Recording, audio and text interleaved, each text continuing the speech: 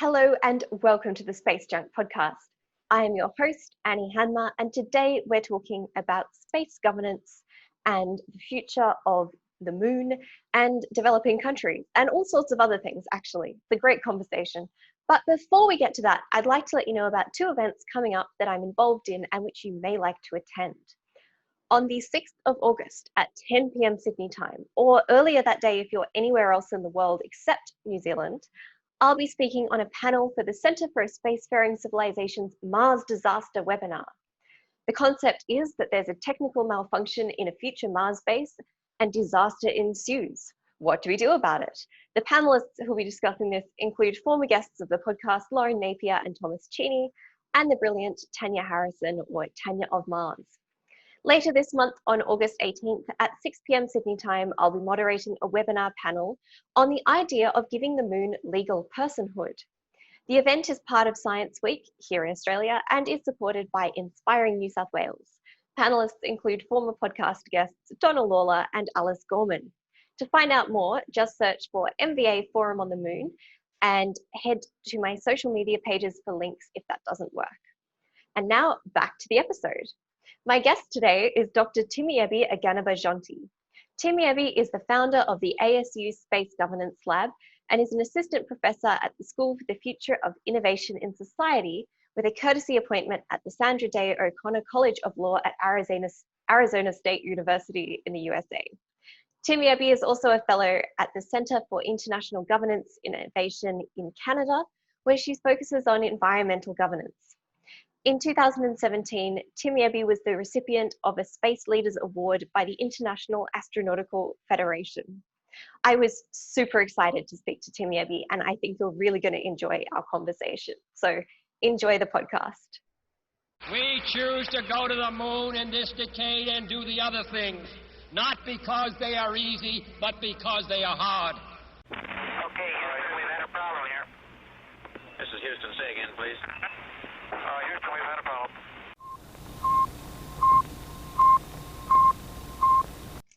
G'day, Space Junkies. Welcome back to the Space Junk podcast, where today I am speaking to the wonderful Dr. Timiebi Aganaba-Jeanty.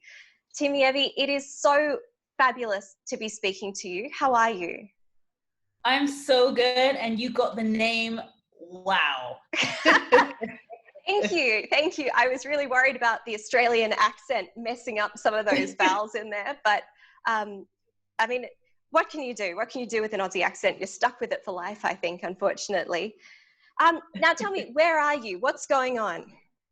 Okay, so I am in Tucson, Arizona right now, but I live in Scottsdale, Arizona, which is about 2 hours from here. Mm-hmm.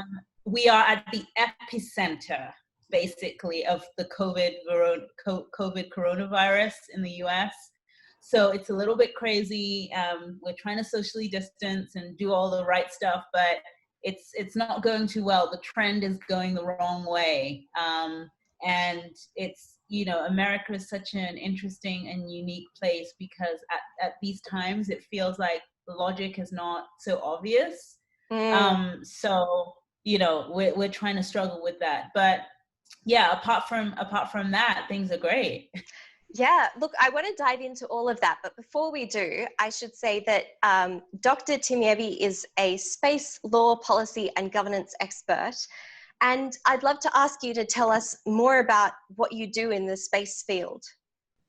Yeah, so I'm an assistant professor at the School for the Future of Innovation in Society at Arizona State University with a courtesy appointment at the Sandra Day O'Connor College of Law at ASU. And, you know, when I tell people I work for SFIS, the School for the Future of Innovation in Society, people are like, whoa, that's a snazzy title. What do you guys actually do? And it's really interesting because this is the second institution that I've worked at that has innovation in the title. The last place that I worked where I did my postdoc was the Center for International Governance Innovation. So basically all this is to say is that I'm really interested in, you know, how we use and think about innovation in specific spheres that relate to governance, that relate to technological futures, that relate to, you know, our interaction between technology and society. And so I have a background in space law. I went to McGill University where I did my PhD. And I really looked at Article 1 of the Outer Space Treaty. I know that you did a lot of work on going through all the different articles. And I focused on Article 1, which is really talking about space should be explored for the benefit and interest of all countries. And, you know, my work is really focused on asking that question: what is space benefit? Who benefits from space? You know, there's a lot of rhetoric that there's a lot of benefits from space exploration. But when you come from, say, a developing country perspective or a marginalized group, it can be very difficult to imagine that you yourself can benefit from space. So I've always been really interested in that question of benefit and married that with what is the role of law, policy, and governance to really help articulate and get those benefits spread, depending on what people view as their definition of benefit. And I think this question is clearly become more and more important every day, as you see more and more countries are doing, like, having to justify why they explore space, and having to always give that message about space applications, about, you know, we use space for GPS, we use space for ATM and banking in a way that they didn't have to do before. Because when space was purely a Cold War activity, it was really about prestige and about being a superpower. But today, that's supposed to not fly anymore, because the population really need to understand, why should they care about this? So that's really a lot of the work that I do. That is so fascinating. And in Australia at the moment, we're having this conversation about the Artemis Accords and about Australia's obligations and role, because we're a signatory to the Moon Agreement. So there's a very real discussion happening about whether the, I suppose, the intent and the principles underpinned by the Artemis Accords, and also that bilateral negotiations approach with each individual country rather than opening it multilaterally, whether that aligns with or has an inherent contradiction with the principles of the Moon Agreement, where it talks about the common heritage of mankind, but also the idea of benefit sharing and the concept that, you know, in Article 1 of the Outer Space Treaty, we talk about the benefit of all countries. And then in the Moon Agreement, we go further to say that benefits from mining space should be shared. And there's a question about Australia's obligations in relation to the Moon Agreement. I mean, do we just pretend that we didn't sign it and just sort of roll ahead with the Artemis Accords? Do we try and find a way of reconciling them? Do we try to create a regime under Article 11? And one of the big questions there is, does the fact that the Moon Agreement has only been signed by a handful of countries, 18, many of which are developing countries or countries that don't have space activities themselves, give it any less weight than if those 18 countries were the major spacefaring nations, for example? What's your take on all of that? I mean, like, I hate to throw this at you, and I know that we can go and read your thesis on the subject, but this whole idea of benefits of all humankind and for all countries and so on, is it just rhetoric? Is it possible? What do you think? Yeah, those are great points. You sound like an expert space lawyer yourself. No. I think that, you know, scholars have distinguished between the concept of space as the province of mankind, which is under Article 1, and space as the common heritage of mankind, which is under the Moon Agreement. So, for instance, Joanne Gabranovich, Fabio Tronchetti have basically distinguished it by saying that space as something that should be beneficial for all countries, it's really the exploration and use of space that is the province of all mankind and that is to be shared. And in that context, we're talking about activities. Whereas in the common heritage of mankind, you're talking about materials or resources, right, which have a different kind of status. And that is where we haven't decided or agreed generally on what should happen to those materials. But we've decided that activities should be open, which is what the province of mankind is all about. So I think that to get away from this whole, you know, not everyone is signed on to the Moon Agreement, we can look at, well, what actually already exists under something that everyone has agreed upon, which is the activities standpoint.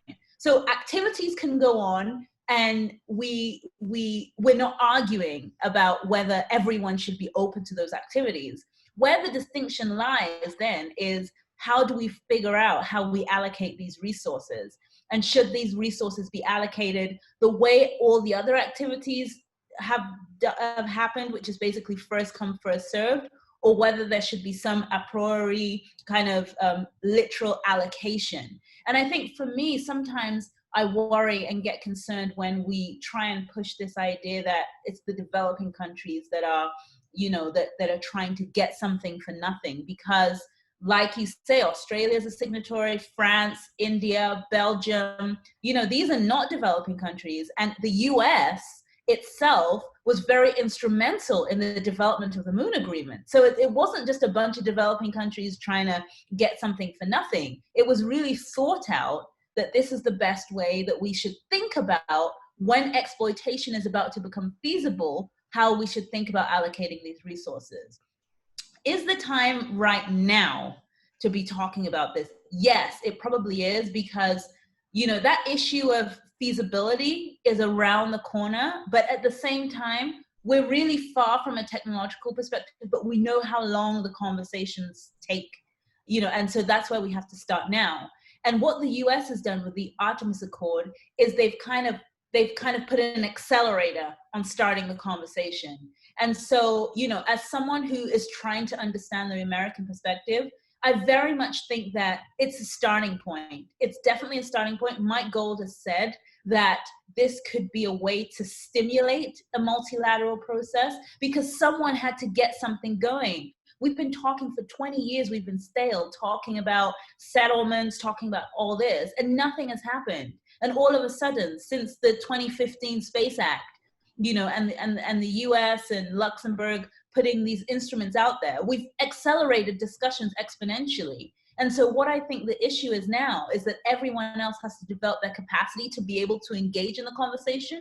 The US has taken a leadership position to start the conversation, but that is certainly not where it stops. And so the work of people like me, the work of people like you doing all this outreach, is to ensure that people can build their capacity to join the conversation. And I really believe that the US has its ears open, is listening to different perspectives. So do I think that there should be some literal allocation? I'm still trying to learn about what the best way to do this, because I understand the capitalist mentality that if you put in your effort, if you put in your best work, you should get the rewards from that. You know, how do we balance that with the fact that there is no such thing as ownership? So it's not yours to say that you put in all the work and it should be given to you. This is something that potentially the whole of society has a relationship with. So we have to just continue that dialogue to figure out where the middle point is. It is such a tricky question. And I think a lot of it comes down to, are we looking for equality in the sense of the province of all mankind? Or are we looking for equity in maybe the sense of the common heritage of mankind? And I think that these two ideas, as you've pointed out, actually are quite conflicting. I think there's something in that capitalist mindset of equal opportunity, for example, that says that, you know, you've got equal access, any country can go to space if they want to, is the theory. And therefore, if you've gone to space, well, you get the rewards for that. But as we know, it's not that easy. I mean, there are high barriers to entry, and there are some countries who will really struggle. Australia is one of them. We do space things and we do our best, but we're never going to have the budget of NASA. So thinking about it from an external perspective, it's a really tricky one and a hard one to get. I think, and correct me if I'm wrong, but I think from doing a little bit of stalking of you online, that you've previously worked for the Nigerian Space Agency. Is that correct? Yeah. See, I started my career in legal affairs and international cooperation at the Nigerian Space Agency. I would say that then I didn't really have a background in space. I fell into it because when you graduate from university in Nigeria, I went to law school in Nigeria, you have to do a year's service for the country. And so I was posted to the Nigerian Space Agency because I wanted to work somewhere innovative, somewhere new, something unique. I was tired of, you know, the oil and gas industry. And I thought we need to do something that is for the future. And it was really interesting because having no background, when I got there, the first question that people would ask me when I was working there was, you know, Nigeria doesn't even have like full electricity supply. You know, there are people who are starving. Why should we be investing in space? And it was really, you know, I had to then go to the International Space University to really understand from a multidisciplinary, transdisciplinary perspective about why you would be interested in space and what role space has in benefiting society. And I really think that, you know, today we see that these countries are all really focused on getting internet access and broadband and telephony and all these services, which of course, especially in remote areas, you know, satellite technology can support, and I'm just trying to understand their borders and their fisheries stocks and all these kind of things that space is really useful for. But I think the big question is that because they haven't understood what those applications mean to them historically, they haven't worked at safeguarding the rights that they have to be able to access, you know, how can you be supported and enabled to be able to enter this field? Because like you say, there are so many barriers. If you don't understand the legal frameworks, if you don't understand all these things, then how are you supposed to find the right partner to be able to help you? How do you offset all these things like the ITAR regulations, etc.? You know, I was talking to a colleague in Sudan, for instance, that was saying that it's so difficult to access technology from the US because Sudan has been seen historically as a terror breeding country. So for them, for this person, they were saying, you know, we want to access space, but if we don't know how to explain that our space activities are, you know, there's nothing inherently bad about them, that they are for civilian and for peaceful purposes, they're not, if they don't know how to offset that, if they don't know how to go to COPUOS, or that they need to sign on to these different multilateral discussion places, how are they going to get in? You know, it's going to be close to impossible. And you need so much capacity. It's taken me 14, 15 years to get to this level of confidence to be able to have these discussions. Now, do these countries have the capacity? And it's not just space, it's all the multilateral bodies, right? Like, I've gone to the climate change negotiations, and there's like 50 rooms that you need diplomats and you need people to be in, to be part of the conversation, to make one treaty, you know? And so it takes a lot of capacity, and it takes a lot of goodwill from the rest of the world that you want to enable people to actually be able to join in the conversation. I've had others from Africa too saying, do these countries really want us to have independent programs, or do they just want to continue breeding dependency? Because that's a problem too. You know, yes, you can support, you can give people aid, you can support people and enable people for a certain outcome. But if it's just to be dependent on you, and if it's just to keep them at a certain level, that's not good either. So what is the right balance with, you know, in international cooperation? Which I think is one manifestation of deeper questions philosophically within our international globalized society at the moment around what it means to truly be inclusive and diverse and have true equity, and how as societies we actually create those conditions where that's possible. And I think I'd be really interested in your take on this as someone who's currently in the US. I think America in particular is having a kind of moment of reckoning with all of these things. And it's all seeming to come to a head a bit and boiling up around the place in different ways. What's your take on what's happening in the US at the moment with these social movements? Yeah, so it's really complex. I mean, I've been in the US 2 years, and it's just so complex to get your head around the deep inherent nature of these problems. And I think over time, these issues, they've bubbled up and bubbled up and bubbled up, and lip service gets played to addressing them all the time. So, you know, we talk about, you know, people doing unconscious bias training. We hear that over and over and over again, but it doesn't get to the heart of anything. because it's not, because America is, in some parts of it, is deeply divided. In so many parts of it is deeply divided. People stay in their silos. They listen to their specific type of media. They go to their specific environments. And there's not that many opportunities for people to really integrate properly. And when they do, dialoguing, for instance, the art of dialoguing is not really taught. Like, how do you have a conversation with someone? How do you have a conversation with someone that has a different viewpoint to you? How do you meet in the middle? I mean, as lawyers, we have to think about being able to argue both sides in every situation, because really, a lot of things are a matter of argumentation and about meeting in the middle and coming to a consensus. And this is just not something that is really prevalent. And so I think what that means is that people don't really discuss issues. Things get swept under the rug.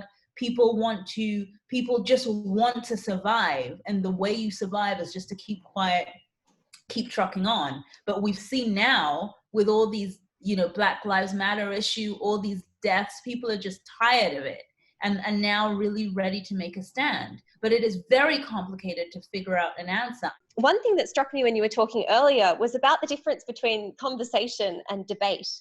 And I think America is a country that loves a debate. And they have these huge presidential debates and they stand up there and argue with each other, and everything's always, teach the debate, teach the controversy. But actually, as you say, there's no way of going from that debate stance to then finding consensus and reaching agreement. What do you think about that as someone who, again, is someone coming into the US with an external perspective? Yeah, so I think because there's so many underlying tensions, people are scared of conversation. People are scared to show who they are. And I think that, so when you don't get the opportunity to be real, when you don't get the opportunity to just be able to sit down with your fellow man as equals and say, it doesn't matter if we don't agree, but let's just talk, you can't get anywhere. And so you always have to be adversarial. And I think as people, the difference between when you do international relations or when you understand diplomacy is there's kind of protocols that help regulate the way these things work and help you navigate how you have a conversation with someone and where you say, okay, we don't agree, but we can still kind of move on. I think that just doesn't exist in the US, because then the average person is not really used to having to think in diplomatic terms. I'm reading a book right now, actually, it's right here on my desk, Protocol. And it's the former United States Chief of Protocol. And just all the things that go into different kinds of international meetings, when it's phenomenal. It's an art. And I think more attention needs to be given to help people just have conversations. But I think underlying that is really being able to build an atmosphere of trust. And I think that is what people also don't know how to do. So for instance, my latest project is, I'm the architect of the Space Governance Lab concept. And the idea around it was really, how do we create this space, quote unquote, where people can come and people can have this trust atmosphere where they can have this dialogue, and especially people from different parts of the world trying to engage with America, right? And what is the platform to be able to do that?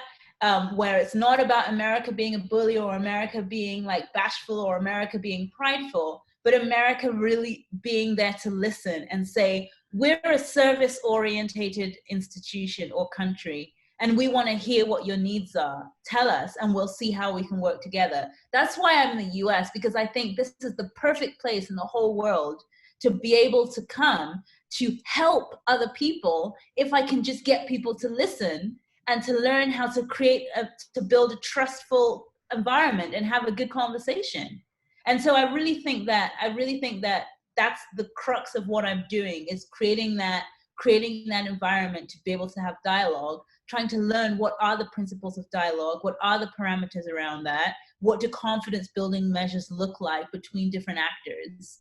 And I feel that that's a way to bridge this whole thing about benefit sharing, right? We can start from, if we can enable justice outcomes, where people tell you what benefit means for them, and we can have a conversation about, well, how do we meet in the middle with your version of benefit and my version of benefit, and unlock the value of space through meeting everyone's benefits, then I think then we would be having discussions such as, you've got to give me my part, I want here's my part, here's your part. You only do that when you don't have a consensus ad idem. You only do that when you don't feel trust, you don't feel that people are going to give you a fair share, right? It's not about equality. There's no such thing as equality in space. The US spends 20 billion on space and another country spends 20,000. You can't be equal. There's no equality there, right? But there can be equity in that both of those actors are equally important. They just have different interests. So in a way, I see benefit as kind of the idea of highlighting interests and then also measuring impact. And when you do those two things, you unlock value, and then you see what the benefit is to anyone. So those are some of my thoughts around. I mean, I'm still working through them.